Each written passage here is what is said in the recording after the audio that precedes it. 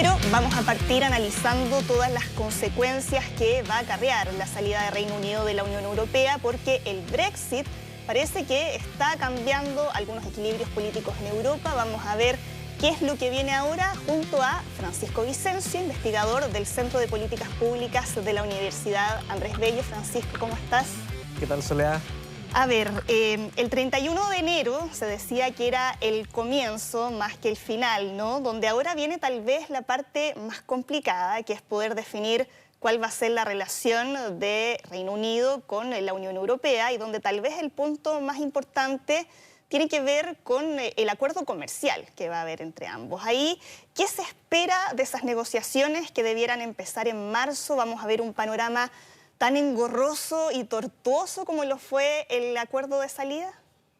Yo creo efectivamente estamos hablando de que se inicia el proceso de 11 meses de negociación, en los cuales tienen que sacar una tarea que es titánica en múltiples temas. Los dos principales, sí, el acuerdo económico y también el acuerdo de seguridad, el que tienen que llegar.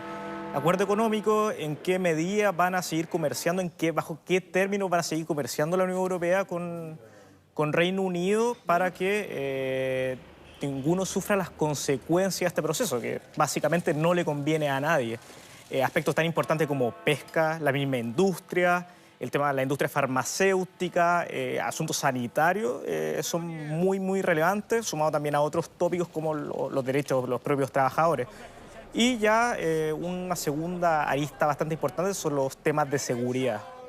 Vamos a ver qué es lo que sucede, se va a negociar algún mecanismo de solución de conflicto, mecanismo de solución de controversia, y son múltiples los temas que se tienen que solucionar que se tienen que negociar en estos 11 meses. Yo lo veo bastante improbable de que se pueda llegar a una solución, a una negociación, un acuerdo mutuo que deje tranquilo a ambas partes en tan poco tiempo.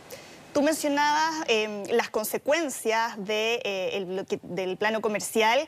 Si es que de aquí a 11 meses más no se llega a ningún acuerdo, volvemos al fantasma del Brexit duro. Duro, exactamente. ¿Sí? Exactamente. Vemos que las barreras arancelarias en este caso, las propias barreras que los propios procesos de integración combaten, las cuotas y las tarifas, se volverían a implantar. Y en ese marco es que es muy complicado porque más de la mitad o cerca del un 50% del comercio que tiene Reino Unido es con los países, es con la propia Unión Europea. Si bien Boris Johnson ha hablado de que busca privilegiar una relación con Estados Unidos, acá, siendo realista, es que va a tener que llegar a un acuerdo en primer lugar con la propia Unión Europea. De eso te iba a preguntar, ¿qué tanto puede afectar esta intención que ha hecho manifiesta Boris Johnson de poder alcanzar un acuerdo con Estados Unidos en todas estas negociaciones? ¿Puede ser una de las principales trabas que podrían enfrentar durante este proceso? Puede ser una de las principales trabas, pero hay que ver cuál es la relación que va a privilegiar. Siendo honestos, puede ser más bien un tema discursivo este acercamiento con Estados Unidos, considerando la similitud entre ambos líderes, entre Donald Trump y Boris Johnson. Pero en concreto, siendo realista y analizando las propias conveniencias y el propio Parlamento británico, lo más probable es que privilegie estos 11 meses, que van a ser una tarea titánica, y también tiene varios francos internos. O sea, ¿qué es lo que va a pasar con el tema irlandés? Norirlanda tiene elecciones generales pronto y la opción unionista va liderando los sondeos. Y eso puede ser bastante crítico. Ya te voy a llevar al tema de Reino Unido propiamente tal, lo que pasa con Escocia, lo que pasa con Irlanda, pero no este modelo que Boris Johnson quiere implementar y la relación con la Unión Europea. Él ha mencionado el modelo de Canadá. ¿Qué implica ese modelo? ¿Qué beneficios y qué ventajas o perjuicios podría tener? Porque varios dicen que de adoptar ese modelo podría producirse una situación peor que haber permanecido en la Unión Europea. Bueno, el modelo busca un acuerdo cercano al que llegó Canadá junto con la Unión Europea, pero es un acuerdo de integración bastante profundo. Es un tratado de libre comercio, pero que también abarca otra área. Y también es lo que el propio Brexit buscó en su momento, o los propios partidarios del Brexit buscaron combatir, que fue la dependencia o adoptar políticas comunes que pudieran afectar a la propia industria británica. Pero acá yo dejaría, lo que quiero recalcar, lo complicado de estas negociaciones, porque el acuerdo de la Unión Europea con Canadá demoró bastante tiempo. 7 años, entiendo, Demoró ¿no? 7 años la negociación, y acá estamos hablando de que buscan 11 meses y que no solamente busca abarcar un área, sino que son múltiples las áreas, las aristas que involucra esta negociación. Entonces, realmente es una situación bastante crítica. Soy bastante escéptico por eso respecto a la posibilidad o a la factibilidad de sacar adelante este acuerdo. Cuando se concreta la salida de Reino Unido de la Unión Europea, desde Bruselas hablaban de una nueva etapa de cooperación, pero dado todo este escenario y de las dificultades que están ahora por venir, ¿crees tú que la relación entre ambos va a volver algún día a ser la misma? Indudablemente que van a haber tensión y van a haber problemas. Yo creo que la relación en el corto plazo no va a ser la misma, y durante el propio proceso de negociación habrán varias discrepancias y varias tensiones internas. Pero también podría ser un poquito optimista de que no le conviene a ninguna de las dos partes llegar a una salida del Reino Unido sin negociación, la que se podría concretar el 31 de enero del próximo año. Yo creo que, como no le conviene a ninguna de las dos partes, van a ser un poco realistas, pero soy muy escéptico respecto a que en estos 11 meses cumplan con el plazo que ellos mismos se propusieron. Considerando, como te decía, el flanco interno, y considerando también la gran dependencia o la interdependencia mutua que existe. El Reino Unido básicamente la segunda potencia era la segunda potencia dentro de la Unión Europea. Y las consecuencias de su salida pueden ser bastante grandes.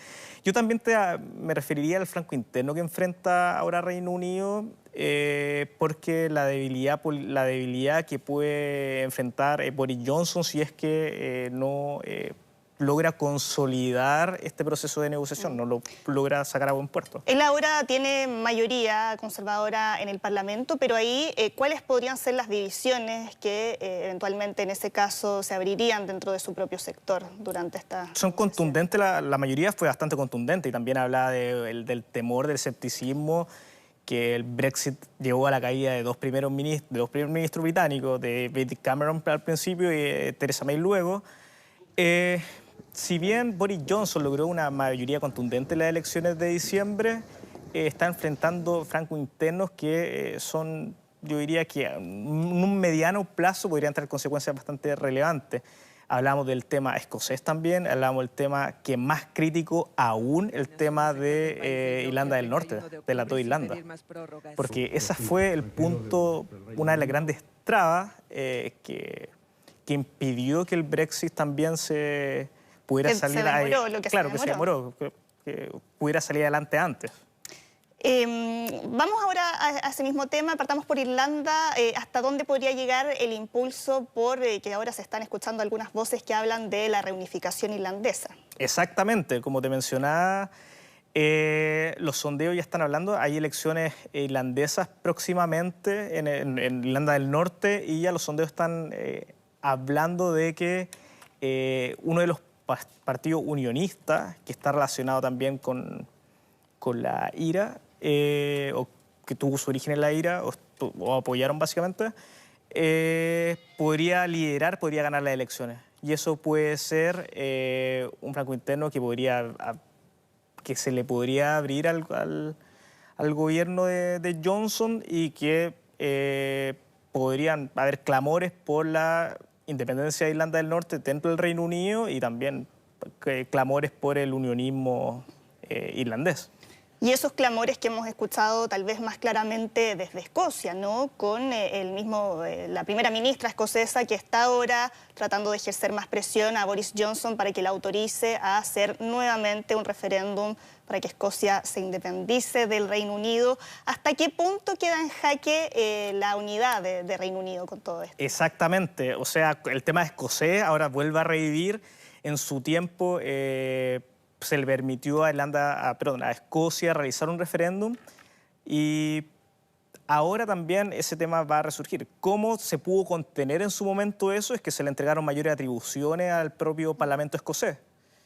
que podría emular un poco, o podría ser una medida que se podría emular para descomprimir las propias presiones dentro de Irlanda del Norte. Sí, ahí quería que profundizaras un poco más de qué manera Boris Johnson puede bajar esta presión, porque él ha dicho este tema ya se zanjó hace generaciones, ya se resolvió con el referéndum de 2014, que claro, fue en un contexto completamente distinto al que vimos ahora, pero ¿de qué manera él podría manejar este conflicto para que no siga escalando? Entregando mayores atribuciones tanto a los parlamentos y tomando medidas... ¿De qué tipo? Tomando medidas para, en pro de medidas más que atribuciones, de modo de que Escocia pueda decidir de cierta forma su propio destino. Asunto, por ejemplo, presupuestaria, siguiendo el modelo que tiene, por ejemplo, la zona norte de España, básicamente País Vasco, ¿ya? A diferencia de Cataluña. Pero en el caso norirlandés es más complicado, porque en el caso norirlandés enfrentó un cruento conflicto que se zanjó hace 25 años entre las dos Irlandas, y si ese acuerdo en este momento se rompe, genera un problema crítico de seguridad dentro del Reino Unido. Yo creo que no es siendo más o menos realista, no desestimaría la posibilidad de que acciones en Irlanda se pudiesen radicalizar a costa del Brexit, aprovechando la ventana de oportunidad que este proceso le genera. Hemos hablado mucho de que esto no le conviene a ninguna de las partes, hemos profundizado respecto a parte de las consecuencias que esto tendría para el Reino Unido, pero ¿qué sería lo más perjudicial para la Unión Europea al perder uno de su segunda economía más importante y otra que... La principal merma, tanto para la Unión Europea como para Reino Unido, son las mermas económicas, en realidad. ¿Por qué? Porque son sus principales socios comerciales. Los países de la Unión Europea también tienen que ver de qué forma zanjar asuntos, por ejemplo, qué es lo que pasa con los territorios marítimos dentro de Reino Unido, si es que efectivamente se va a permitir a los países, por ejemplo, pescar, si es que se van a seguir las mismas normas sanitarias que costó bastante dentro de la Unión Europea construir, y qué va a pasar también con asuntos quizás que suenan un poquito más básicos, pero que también costó mucho tiempo construir, que son, por ejemplo, los asuntos migratorios. Hablamos de que cerca de alrededor de un 80% de los trabajadores británicos se dedican a aspectos comerciales. Existen grupos de ciudadanos británicos que se anunció que se iba a respetar su permanencia dentro de la Unión Europea, pero estamos hablando de cómo van a funcionar las industrias, cómo van a funcionar el sector financiero. Son demasiadas las cosas que tienen que resolver y que va a ser una negociación durísima que puede traer consecuencias que puedan ser, yo diría, inabarcables en 11 meses. Bueno, un divorcio costoso, traumático, que no es de mutuo acuerdo y que seguramente nos va a seguir dando más material por conversar. E inesperado. Así que dejamos ya invitado para las próximas ediciones de este programa en que estemos hablando de este tema precisamente. Francisco, muchas gracias. Muchas gracias por habernos acompañado. Muchas gracias a ti. Muy bien.